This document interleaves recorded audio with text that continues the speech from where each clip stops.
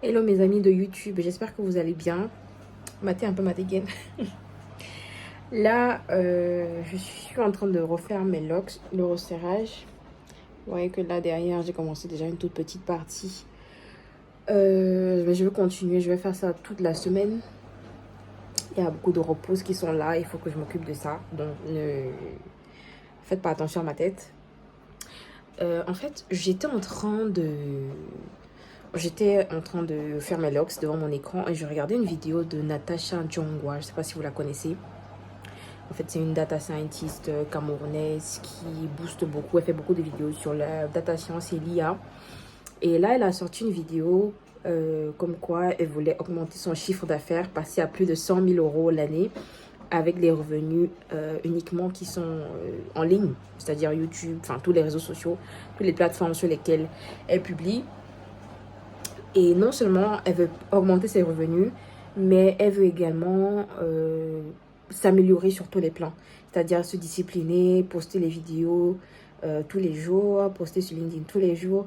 Et c'est assez dingue. En fait, j'ai regardé sa vidéo, je me suis dit, mais what? Elle a un temps plein, elle travaille à temps plein. Et à côté, YouTube, elle fait du coaching aussi, elle enseigne aussi. Et je me suis dit, mais si elle arrive à faire tout ça, why not me? Pourquoi pas moi?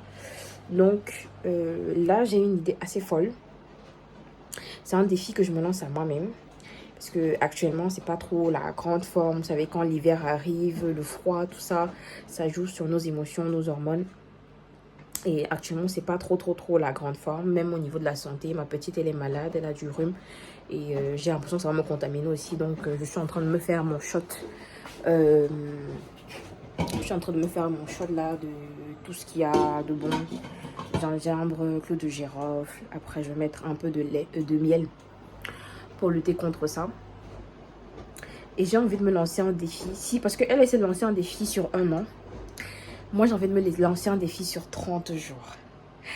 Si à ces 30 jours, j'arrive à tenir, alors je pense que je pourrais m'améliorer toute l'année.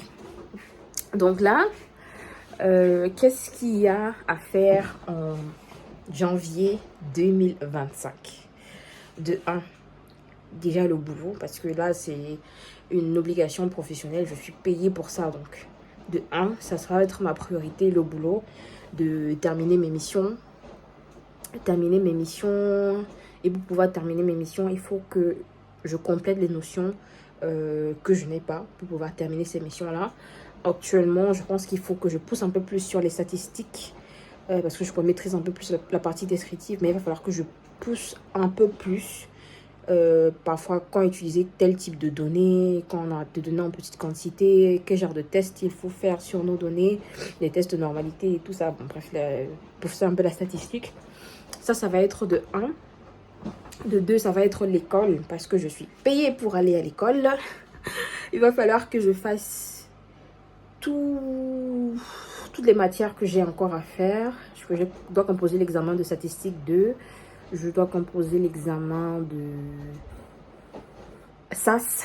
Bon, ça, je peux le faire un peu plus tard. Et je crois que j'avais aussi un autre examen que j'ai, mais web, quelque chose à faire en ligne, un truc comme ça, que je dois faire.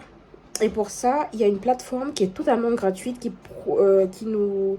Avec l'école, on est en partenariat et on a accès à tous les livres imaginables qui traitent sur l'informatique dans mon domaine. Donc, il faut absolument que chaque jour, j'ouvre cette plateforme et que j'apprends un sujet. Dormir moins bête. Parce que je me suis rendu compte que je procrastine beaucoup.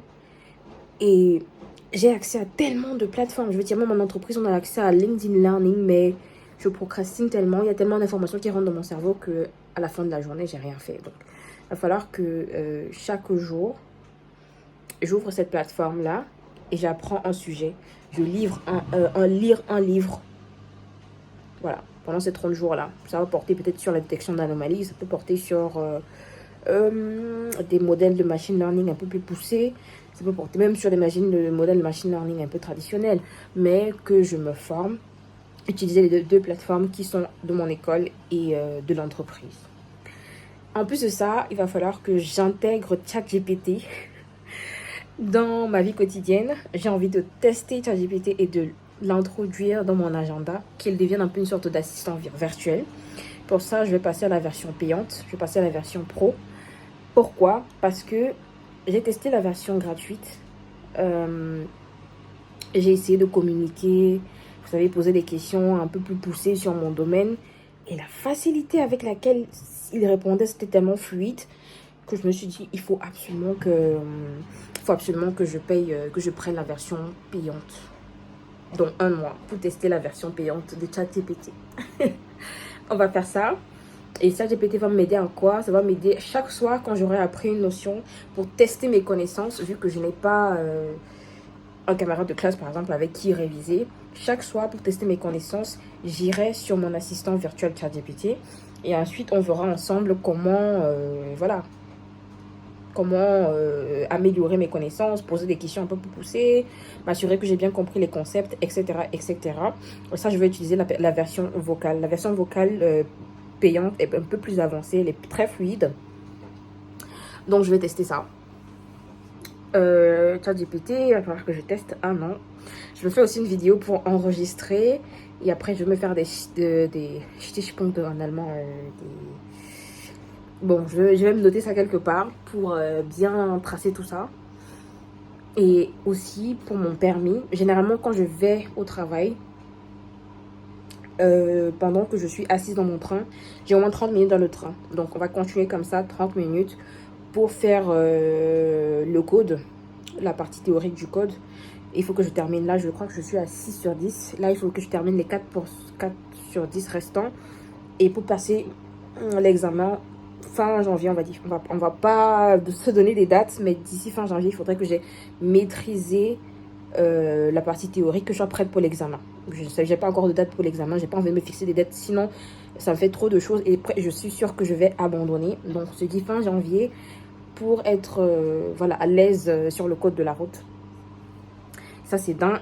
Et de deux, ça va être aussi associé à ça le nombre de pas. En fait, j'avais décidé l'année dernière de réduire le métro et la ligne qui vient juste à côté de chez moi pour ne pas avoir à être... Moi, j'aime pas être dans des transports où c'est serré, où on est serré. Et voilà, moi, j'aime pas ça. Du coup, je prends une autre ligne qui me permet de marcher 20 minutes jusqu'au boulot. Donc, ça va me faire 20 minutes aller, 20 minutes au retour. Ça fait déjà...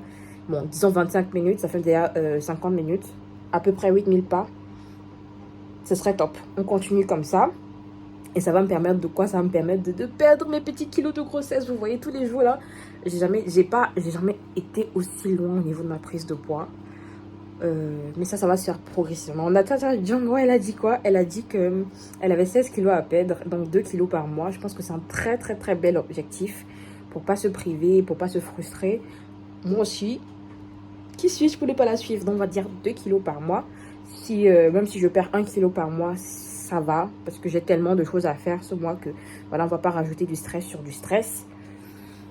On va faire ça. Et le point le plus important, ça sera de travailler sur moi, ça sera de prendre soin de moi, ça sera de voilà, prendre soin de moi intérieurement, mes émotions, mon corps, ma santé. Voilà, ça, ce sera vraiment le plus important. Lire des livres sur la gestion des émotions, lire des livres sur se connaître, gérer la solitude, vous voyez, passer du temps avec soi-même. J'ai beaucoup de mal avec ça parce que ici, je connais pas grand monde, mais il va falloir que j'apprenne ça. Et si je réussis à faire ça, ce serait vraiment un de mes plus bels objectifs parce que c'est quelque chose qui gâche un peu ma joie de vivre, on va dire ça comme ça. Donc, janvier, on fait ça. Et si j'arrive à tenir tout ça, franchement, je serai très, très, très, très fière de moi. Donc, je te revois dans 30 jours. Non, on va pas se revoir dans 30 jours. Je vais essayer de faire des mini captures de ce que je fais au cours de la journée. Essayer de filmer peut-être une journée type. Que vous voyez comment je fais. Si j'arrive à tenir. Et voilà. Hein. On va voir comment ça fonctionne. J'espère que je vais pas poster la vidéo. Et puis, venez vous dire non, finalement, ça va pas marché. J'espère pas. On va tenir le coup. On est à fond. Et aussi le soir, voilà, le soir, je vais essayer de manger un peu plus léger parce que à la cantine, chez nous, on mange très bien. À part les jours où je suis en télétravail, où je pourrais essayer de faire mes repas moi-même. Mais sinon, à la cantine, on mange très bien. Du coup, le soir, quand je rentre, je vais essayer de faire des repas un peu plus légers. Voilà, j'espère que j'ai rien oublié. Mais sinon, tous ces points-là, ils sont très importants pour janvier. En tout cas, pour toute l'année 2025. Et j'ai hâte. J'ai hâte. J'ai hâte. Rendez-vous très bientôt pour la suite de la vidéo. Avec de très très très bonnes nouvelles, j'espère. Bisous les amis.